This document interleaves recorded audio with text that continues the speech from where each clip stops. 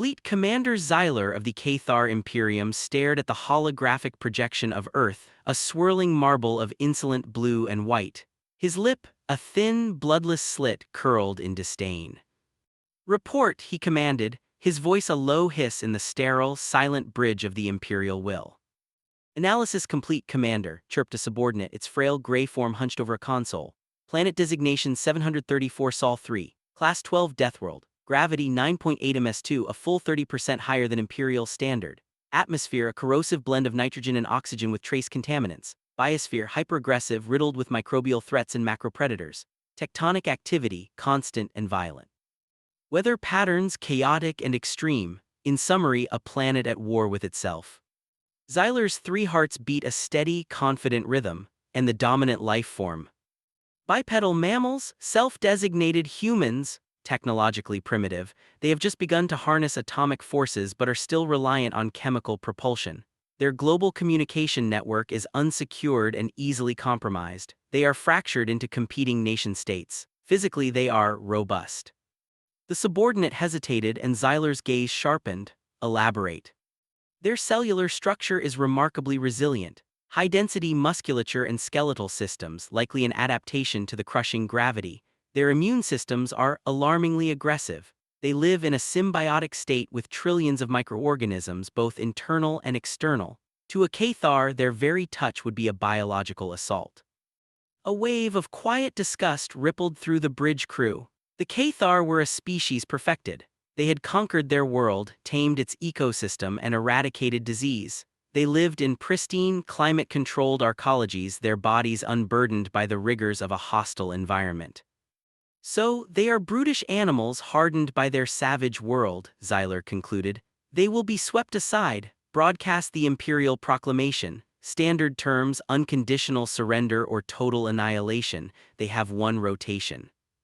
He turned back to the viewscreen, imagining the K'tharr banner planted on the smoking ruins of this galactic obscenity. It would be a trivial but necessary cleansing. General Marcus Thorne watched the K'tharr proclamation on the main screen of the newly established Earth Defense Force command bunker, deep beneath the Cheyenne Mountain complex. The alien commander's face, a mask of arrogant certainty, filled the screen. "One rotation," Thorne muttered, his voice like gravel. "They give us one day." Around him, the best military and scientific minds humanity had to offer were in a state of controlled panic. The K'tharr fleet was a nightmare. Their ships, vast and obsidian, hung in orbit like gods of death. A single preliminary volley from their primary weapon had boiled a section of the Pacific Ocean, the resulting tsunami erasing a chain of uninhabited islands. Humanity's combined nuclear arsenal would be like throwing stones at a mountain. "We can't fight them in space," said Admiral Chen, his face pale. "It would be a slaughter." "Then we won't," Thorne said, his knuckles white as he gripped the edge of the command table. He looked at the holographic globe spinning slowly in the center of the room. "They called our home a Deathworld. It's time we showed them why." A murmur went through the room. It was Thorne's estranged son, Dr. Aris Thorne, who spoke first. A brilliant xenobotanist, he had been conscripted for his expertise. "Father, you can't be serious," Aris pleaded. "We should be trying to communicate, to reason with them, to use the planet as a weapon. That's madness." "Reason?" Marcus's laugh was a bitter bark. "Did you see the same broadcast I did? That was not an invitation to negotiate, that was a death sentence. Their mistake was not in passing it but in giving us time to carry it out ourselves. They want our world, they can have it. Every last square inch of its glorious, god-awful, soul-crushing hostility." His eyes, cold and calculating, swept across the faces in the room. "They think our world is our weakness. We will prove to them that it is our greatest weapon. We will bleed them in the jungles, freeze them in the poles, and drown them in the seas. We will let the planet itself chew them up and spit them out. Let them come, we'll give them a proper Deathworld welcome." The first wave of the K'tharr invasion targeted the Amazon rainforest. It was, according to their intelligence, a region of strategic insignificance, sparsely populated by the primitives, a perfect place to establish a beachhead. Xyler watched from orbit as the landing craft descended into the dense, emerald canopy. He felt a surge of triumph. The humans had not surrendered, their foolish pride would be their undoing. On the ground, it was a different story. The K'tharr shock troopers, encased in sleek environmental suits, stepped out into a world of suffocating humidity and a cacophony of unseen life. The air, thick with pollen and spores, immediately began to clog their suit filters. Within minutes, warning chimes echoed in their helmets. Atmospheric contaminant alert, unidentified microbial agents detected. Their plasma rifles, paragons of K'tharr engineering, began to sputter as condensation formed on their delicate inner workings. The ground itself was a treacherous enemy, a morass of mud and tangled roots. The high gravity was a constant, crushing weight, making every movement a laborious effort. Then the jungle itself struck back. A trooper, mesmerized by a brilliantly colored frog, reached out a curious finger. The frog's skin secreted a potent neurotoxin. The trooper's suit registered the breach, but it was too late. He convulsed and died, his comrades watching in horror. A patrol was swarmed by army ants, their powerful mandibles slicing through the suit's softer joint seals. The soldiers' screams were short-lived. Human resistance was sporadic but deadly. Guerrilla fighters, their bodies painted in mud and leaves, struck from the shadows and vanished back into the green hell. They used primitive projectile weapons and sharpened stakes, but their greatest ally was their intimate knowledge of the terrain. They led the K'tharr into swamps teeming with anacondas and caimans, into the paths of jaguar hunts, and under branches laden with bullet ants. For the K'tharr, it was a disorienting, terrifying nightmare. They were being killed not by an army but by a planet. The war ground on. The K'tharr, with their orbital supremacy, could inflict massive damage from afar, leveling cities and glassing continents. But on the ground, where it mattered, they were losing. In the frozen wastes of Antarctica, K'tharr machinery froze solid, and their frail bodies succumbed to hypothermia the moment their suit heaters failed. In the Sahara, their energy weapons overheated in the blistering sun, and sandstorms scoured their optics and choked their engines. Eris Thorne, working from a hidden laboratory, analyzed captured K'tharr technology and physiology. Their immune system is a blank slate, he reported to his father, their video communications strained and tense. They have no concept of allergies, of autoimmune disorders, of the common cold. Our world's microbiome is a biological weapon of mass destruction to them. A simple flu virus could be as deadly as a plague. Marcus seized on the information. Operation Miasma was born.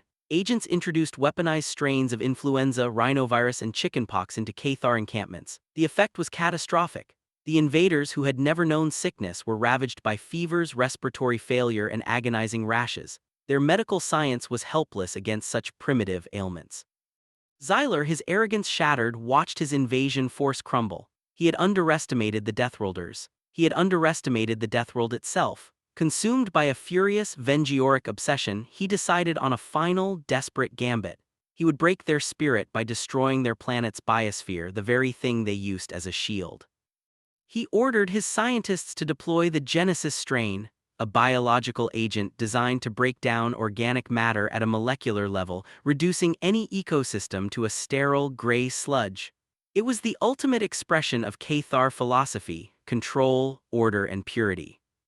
The Genesis strain was released into the heart of the Amazon, the epicenter of the planet's chaotic life. It was meant to be a silent, efficient killer, but the Amazon was not a sterile laboratory. It was a seething, hypercompetitive cauldron of evolution. The strain, designed to deconstruct simple organic structures, encountered a biological complexity it was not programmed for. It began to mutate. It merged with native fungi, incorporated viral DNA, and absorbed the genetic code of the hyperaggressive fauna. It did not create a sterile wasteland, it created a monster. A monstrous, pulsating biomass began to spread from the impact zone, a tide of writhing, mutated flesh that consumed everything it touched. It was a living, growing plague, an abomination born of K'tharr arrogance and Earth's savage vitality. It did not distinguish between human and K'tharr, it simply devoured. My God, Eris breathed, watching the satellite feed. What has he done? He has signed his own death warrant, Marcus said, his face grim, and perhaps ours too. In the face of a common enemy, the war between human and K'tharr came to an abrupt halt.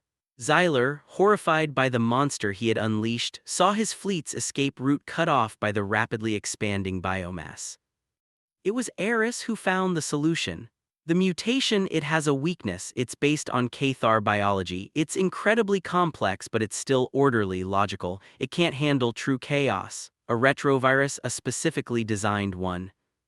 could introduce a fatal flaw, a cascade of errors in its replication. Can you make it? Marcus asked. I can, but I have to get to the source. I have to deliver it to the heart of the biomass. It was a suicide mission, but as Eris prepared, he was stopped by his father. For the first time in years, Marcus Thorne looked not like a general but like a father. You are the best of us, Eris, he said, placing a hand on his son's shoulder. You see the value in life, something I had forgotten, but you are not a soldier. He turned to his elite guard. Prep a shuttle, we're taking the doctor for a walk in the jungle. The journey to the heart of the mutated jungle was an odyssey through hell. But in the end, they reached it. A vast, throbbing mountain of flesh with the wreckage of a K'tharr command ship at its center. As Marcus's team fought off mutated horrors to provide a distraction, Eris, protected by a new, human-designed environmental suit, delivered the retrovirus.